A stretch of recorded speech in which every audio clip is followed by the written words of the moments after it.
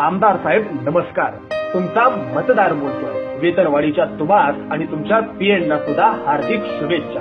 सगळे आमदार खरंच खूप गरीब आहात. तुमची गरिबी पाहिली तर तुमच्यापैकी 253 आमदार हे करोडपती आहेत. तुमच्यापैकी 80 आमदारांची संपत्ती फक्त 10 कोटी आहे, तर तुमच्यापैकी 4 आमदार तर खूपच गरीबीच आहेत, कारण त्यांची संपत्ती ही 100 कोटीच्या घरात आहे. आता एवढी वेतनवाढ होऊनही थोडीफार पैशाची गरज तुम्हाला भासलीच कधी, तर आम्ही स्वतः सुद्धा 100-200 रुपयांची मदत करायला तुम्हाला केव्हाही तयार आहे, कारण तुम्ही आमचे लोकप्रतिनिधी आहात. आमदार साहेब तुमची पगारवाढ अवश्य करा, मात्र या राज्यातला शेतकरी राबून म्हातारपणातला श्वास देखील शेतातल्या काया मातीत कष्ट करताना खपवतो ना, त्याच्या जगण्याकडे जरा बघा. शेतकऱ्यांच्या कांद्याला, ऊसाच्या, कापसाच्या, सोयाबीनच्या भावाकडेही तेवढं पाहत, मात्र महाराष्ट्राच्या कानाकोपऱ्यामध्ये ललिता बाबर, पार्थना ठोंबरे सारखे अनेक खेळाडू पैशाअभावी खितपत पडलेत ना, त्यांच्याकडे जरा डोकावून पहा. आमदार साहेब तुमची पगारवाढ अवश्य करा, मात्र आमच्या माता भगिनींना सातत्यानं अत्याचाराला सामोरं जावं लागतंय ना, त्यांच्या संरक्षणाचं तेवढं बघा.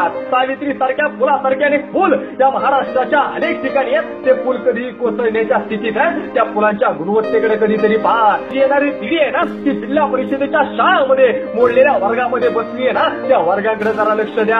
आमच्या आदिवासी बांधवांच्या पोरांच्या शासकीय वसतिगृहासाठी काय जुगाड जमतोय का, तेवढे जरा बघा. तर आपण सर्व सण आनंदानं साजरा करीत असताना आपल्यासाठी 24 तास ऑन ड्युटी असणाऱ्या त्या पोलीस बांधवांच्या समस्येकडे सुद्धा जरा बघा. रात्रभर डोळे उघडे ठेवत एसटीतील 40-50 जणांची जबाबदारी स्वतःच्या जीवावरती घेत गाडी चालवणारा त्या एसटीच्या कर्मचाऱ्यांच्या समस्येकडे सुद्धा जरा बघा. चिमुरड्या पोरांना आईच्या मायेने सांभाळणाऱ्या महाराष्ट्रातल्या अंगणवाडी सेविकांच्या प्रश्नाकडे सुद्धा जरा बघा. तर गेल्या 15 वर्षापासून विना वेतन पोरांना शिकवणाऱ्या त्या विना अनुदानित शिक्षकांच्या पगाराचं जरा बघा. देशाच्या सीमेवरती लढून शहीद होणाऱ्या जवानांच्या कुटुंबियांच्या अवस्थेकडे जरा बघा.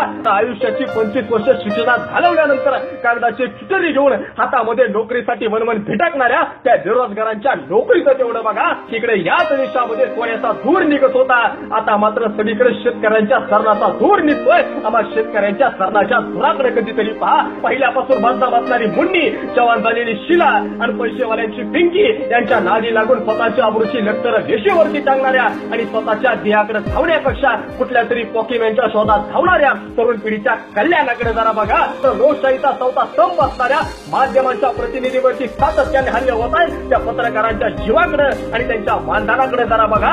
आमच्या झोपडीत कितीही पाणी घुटलं तरी आम्हाला चांगलीच झोप येते.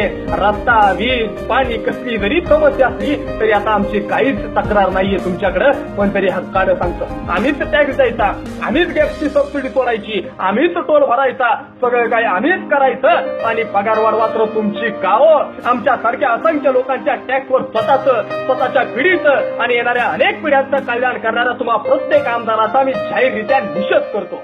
राहून